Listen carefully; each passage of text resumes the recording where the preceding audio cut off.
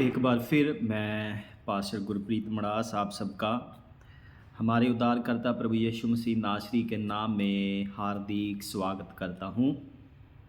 और मुझे आशा है कि आप सब भाई बहन ठीक होंगे, अच्छे होंगे। परमेश्वर ने आपको अब तक संभाल कर रखा है, अपनी कृपया अपनी दया बना कर रखी है। तो एक बात और सीखेंगे हम परमेश्वर के वचन से। मेरे प्रिय भाई और बहनों, मैं आपको यही बताना चाहता हूं कि जब हम पवित्र शास्त्र बाइबल को पढ़ते हैं तो हमने सबसे पहले प्रार्थना करके, अगर हो सके फास्टिंग में जाना है, जाकर परमेश्वर के वचन को ध्यान लगाना है। तो फिर परमेश्वर आपको ऐसा प्रकाशन देंगे, आप खुद हैरान हो जाएंगे कि ये नॉर्मल सा बंदा प्रार्थना कर रहा था, फास्टिंग में था, परमेश्वर ने ऐसा प्रकाशन दिया मुझे अपने वचन का, तो हम खुद हैरान हो जाएंगे। तो ऐसी मैं कुछ बात आपको बताना चाहता हूँ। जब भी मैं परमेश्वर के वचन को पढ़ता हूँ, उसके बारे में देखता हूँ, स्टडी करता हूँ, तो उससे पहले जब मैं प्रार्थना में होता हूँ, फास्टिंग में होता हूँ, तो परमेश्वर ऐसा प्रकाशन देते हैं वचन का, मैं खुद कभी कभी हैरान हो जाता हूँ। परमेश्वर पिता, आप कितने महान परमेश्वर हैं। हम वचन को और एक सरल और आसान तरीके से सोचते हैं, समझते हैं। तो पिताजी परमेश्वर, आपने तो हमें इतना सेटिस्फाई कर दिया ये वचन देकर, इसकी गहराई देकर, तो हम हैरान हो जाते हैं। हालेलुया। जैसे मैंने आपको बताया कि मैं बाइबल कॉलेज में भी पढ़ा हूँ, 7 साल बाइबल कॉलेज में पढ़ा हूँ मैं, 3 साल चंडीगढ़ में पढ़ा हूँ मैं। वहाँ +2 के बाद bachelor of theology BTH course किया। उसके बाद 4 साल गुड़गामा में, वहाँ से MTH masters of theology course किया। तो आज जैसे कि मैं ये बताता हूँ, मैं तो सेवकाई में बचपन से ही था अपने पिताजी के साथ। पास्टर महेंद्रपाल जी जो मेरे स्पिरिचुअल फादर हैं, मेरे आत्मिक पिता हैं, जिनके द्वारा परमेश्वर ने मुझे बहुत आशीष दी। तो मैं सच में बताना चाहता हूँ, परमेश्वर आपको ऐसे ही दास दें, ऐसे ही संत सेवक दें। मैंने उनके ज़िंदगी में से एक बात सीखी है, जो हमेशा अपनी कलीसिया के लिए ऑनेस्ट रहते हैं, वफादार रहते हैं। जो ऑनेस्ट होगा उसको लोग बुरा बोलेंगे, जो ऑनेस्ट होगा उसको लोग गलत बोलेंगे, जो ऑनेस्ट होगा उसको लोग ठीक नहीं समझेंगे। ये निशानियां हैं परमेश्वर के वचन की। जैसे यीशु मसीह पवित्र था, पिता का पुत्र था, वो खुद परमेश्वर था, उसने सच बोला, झूठ नहीं बोला। जो झूठ बोलता था यीशु मसीह उसको स्कोल्ड करते थे। Jesus used to scold that person. प्रभु यीशु मसीह उस व्यक्ति को जो झूठ बोलता था, सच नहीं बोलता, उसको डांटा करते थे। तो मेरी प्रार्थना ये है कि आपको भी परमेश्वर ऐसे ही संत सेवक दें। मैं प्रार्थना में था और प्रभु ने मेरे मन में एक थियोलॉजी डाली, परमेश्वर के वचन की गहराई डाली। जैसे मैंने आपको बताया, मैं बाइबल कॉलेज में पढ़ा हूँ। तो जब हम बाइबल कॉलेज में पढ़ते थे तो वहाँ हमें थियोलॉजी, परमेश्वर के वचन की थियोलॉजी गहराई समझाई जाती थी, सिखाई जाती थी। तो अभी मैं मिनिस्ट्री फील्ड में हूँ, तो यहाँ पे जब मैं प्रार्थना करके, फास्टिंग करके परमेश्वर का वचन पढ़ता हूँ, समझता हूँ, परमेश्वर ऐसा प्रकाशन देते हैं, कभी कभी मैं हैरान हो जाता हूँ कि ये परमेश्वर ने तो मुझे एक स्पिरिचुअल आत्मिक थियोलॉजी दे दी और इतनी बड़ी गहराई समझा दी परमेश्वर ने मुझे अपने वचन से। तो वो क्या है, मैं समझाना चाहता हूँ आपको। थियोलॉजी भी 2 प्रकार की है। एक थियोलॉजी जो परमेश्वर का वचन लिखा है, वो परमेश्वर ने अपने मुंह से जो बातें बोली, उसका क्या कारण था, क्या रीजन था, क्यों बातें परमेश्वर ने बोली। जैसे फॉर एन एग्जाम्पल, जब हम यीशु के बारे में पढ़ते हैं, यीशु मसीह पहाड़ के ऊपर चढ़ गए। किसको? भीड़ को देखा यीशु ने और पहाड़ के ऊपर चढ़ गए वो। इसकी एक थियोलॉजी निकलती है। वो क्या थियोलॉजी है? क्यों पहाड़ के ऊपर गए यीशु मसीह? एक तो कारण ये कि सब जितने भी लोग आए थे उनको यीशु मसीह दिखने पाए, कि ये यीशु मसीह है, ये प्रचार कर रहे हैं, ये वो शख्स है जिसके बारे में हमने सुना कि वो अंधों को आंखें देता है, जो बोल नहीं सकते उनको जुबान देता है, जो सुन नहीं सकते उनको कान देता है, जो लंगड़े हैं उनको पैर चलने के लिए पैर देता है, जो जिनके हाथ काम नहीं कर सकते उनके हाथ चलने लग जाते हैं। तो एक तो ये बात हो गई। भीड़ को देखकर पहाड़ के ऊपर चढ़ने का कारण एक ये भी था, एक ये भी थियोलॉजी थी, क्योंकि उन समयों में स्पीकर नहीं होते थे। तो जब हम पहाड़ में जाकर कोई भी आवाज़ देते हैं तो दूर दूर तक हमारी आवाज़ इको करती है, गूंजती है, ताकि दूर दूर के लोग भी मेरी आवाज़ को सुनने पाएँ। एक ये थियोलॉजी हो गई। और जो वचन आज मैं आपके साथ करने जा रहा हूँ, शेयर करने जा रहा हूँ, उसको जब मैं प्रार्थना में था, परमेश्वर ने उस वचन को मेरे माइंड में डाला और इतनी बड़ी थियोलॉजी, स्पिरिचुअल थियोलॉजी, आत्मिक गहराई समझाई। तो मैंने प्रभु का बहुत धन्यवाद करा और उस बात को मेरे अंदर ये बात आई कि आपके साथ भी मैं बांटूं, उस बात को शेयर करूं। तो हम देखेंगे परमेश्वर के वचन से the gospel of John chapter 4 verse 5 to 30। The gospel of John chapter 4 verse 5 to 30। यूहन्ना रचित सुसमाचार 4 अध्याय उसकी 5 से लेकर 30 आयत तक आप पढ़ सकते हैं। इसका हम जब इन आयतों को हम पढ़ते हैं तो यहाँ पे बात हो रही है, यीशु मसीह जब एक स्त्री से मिलते हैं, उस स्त्री का नाम था सामरी औरत, अ समैरिटन वेमैन। यीशु मसीह जब उसको कुएं पे मिलते हैं तो वहाँ से मैं बात लंबी नहीं करूँगा, तो आप सबको पता ही है, वर्सेस मैंने दे दिया है, आप पढ़ सकते हैं। सिर्फ मैं आपको ये समझाना चाहूँगा कि जब हम प्रार्थना में होते हैं, वचन को देखते हैं, तो परमेश्वर कैसे हमें अपने आत्मा के द्वारा गहराई देते हैं। तो इस वचन को जब मैं देख रहा था तो परमेश्वर ने मुझे ये गहराई दी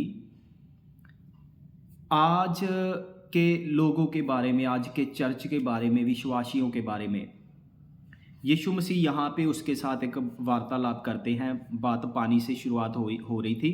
यीशु ने उसको बोला कि मुझे आप पानी दो पीने के लिए, तो बात शुरू हो गई।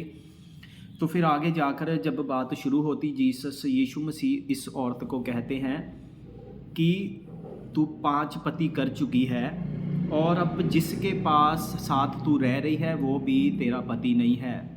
The one you are with right now is not your husband। तो इस बात से परमेश्वर ने मेरे मन में जो बात डाली, मुझे गहराई दी, आत्मिक थियोलॉजी दी। परमेश्वर का बहुत धन्यवाद। प्रभु की मैं महिमा करता हूँ कि जब हम प्रभु के आगे प्रार्थना करके आते हैं तो वो अपने वचन की थियोलॉजी हमें देते हैं, गहराई देते हैं, आत्मिक गहराई देते हैं।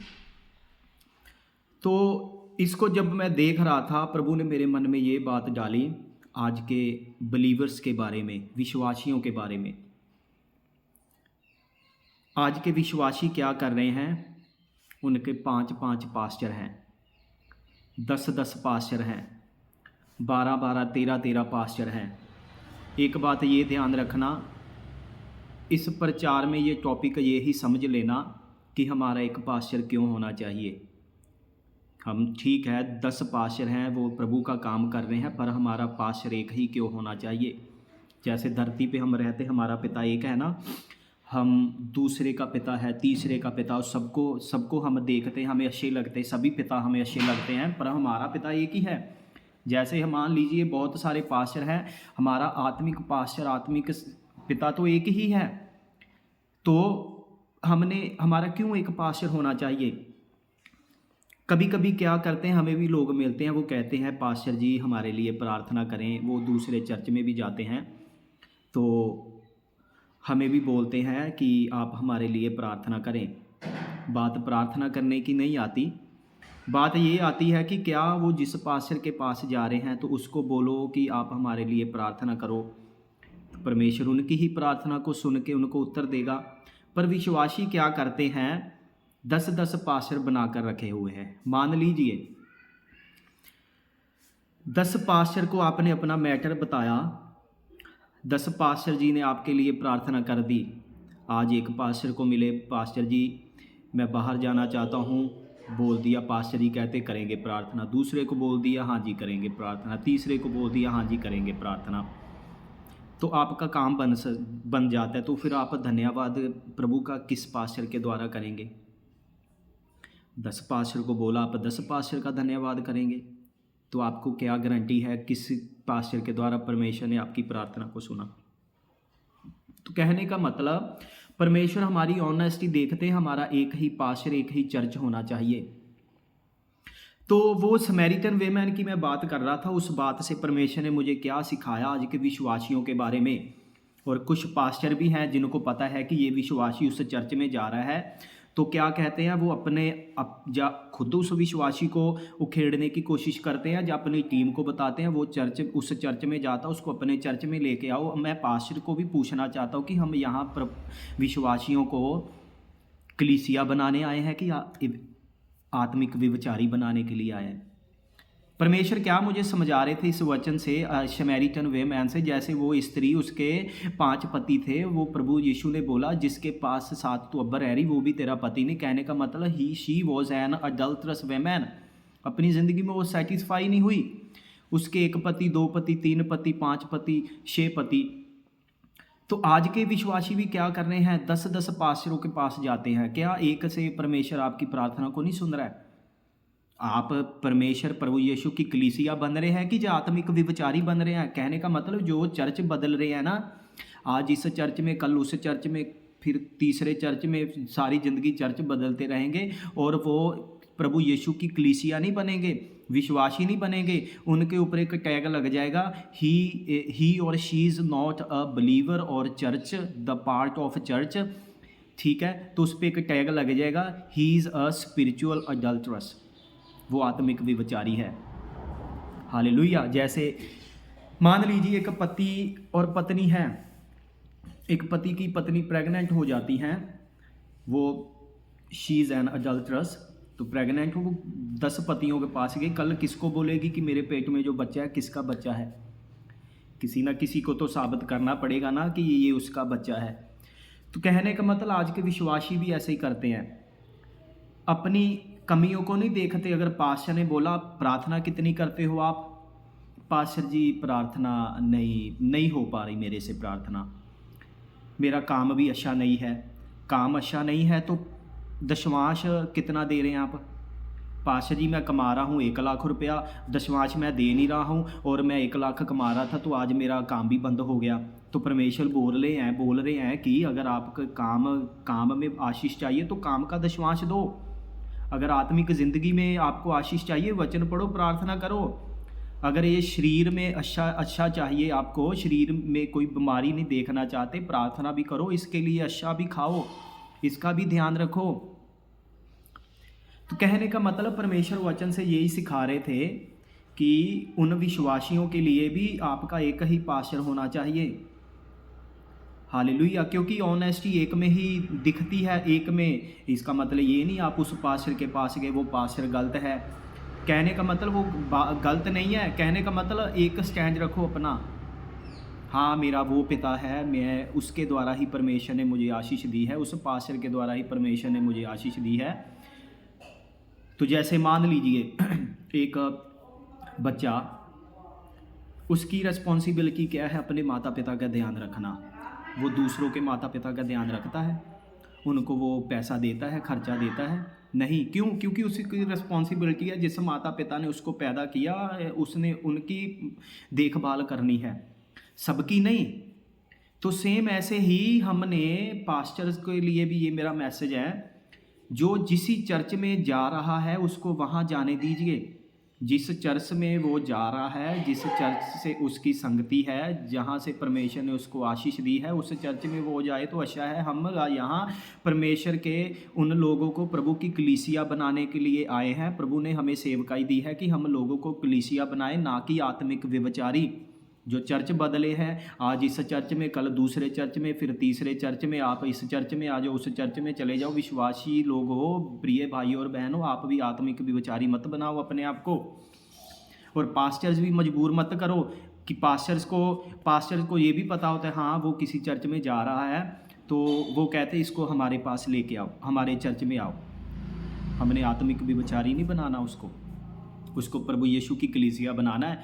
कल यीशु भी पूछे हमें, ओहो आपको तो मैंने कलीसिया बनाने के लिए अपने सेवकाई का, अपने शरीर का हिस्सा बनाने के लिए मैंने चुना था, अपने कलीसिया का हिस्सा बनाने के लिए चुना था, तो आप पे तो टैग लगा हुआ है स्पिरिचुअल अडल्टरस का, आत्मिक व्यभिचारी का, क्योंकि आपको ज़िंदगी में चर्च कोई पसंद नहीं आया, कोई पास्टर पसंद नहीं आया, तो पास्टर्स को भी बोलेगा परमेश्वर। जैसे वचन में लिखा हुआ है ना कि जो टीचर्स बनते हैं, जो ज़्यादा अपने आप को प्रचारक समझते हैं, परमेश्वर बोल रहे हैं, उनको भी परमेश्वर पूछेंगे, उनका ज़्यादा न्याय होगा।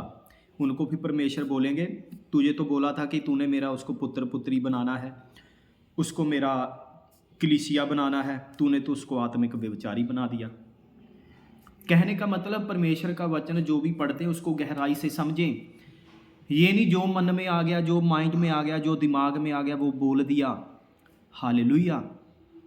हमने जब वचन को पढ़ते उसकी आत्मिक गहराई को परमेश्वर से मांगना है। प्रभु what is the spiritual importance of this word, what is the spiritual depth of this word, give me so I could give others.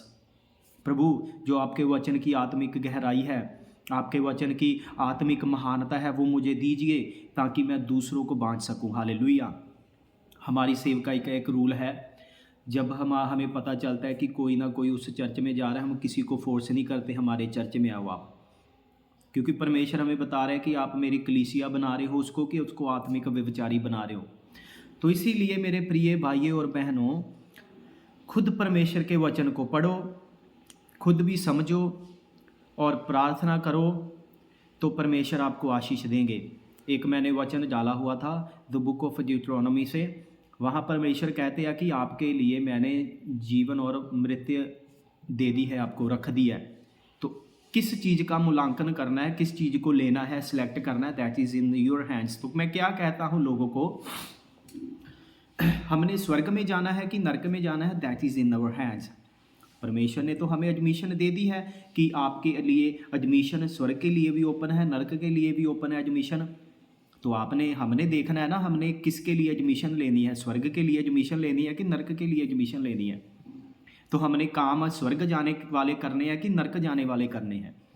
तो कहने का मतलब सब कुछ हमारे हाथ में है कि परमेश्वर मुझे स्वर्ग में डाले, that is in my hands, ये मेरे हाथ में है। परमेश्वर मुझे जलती आग में, नरक में डाले, that is also in my hands, तो ये भी मेरे हाथ में है।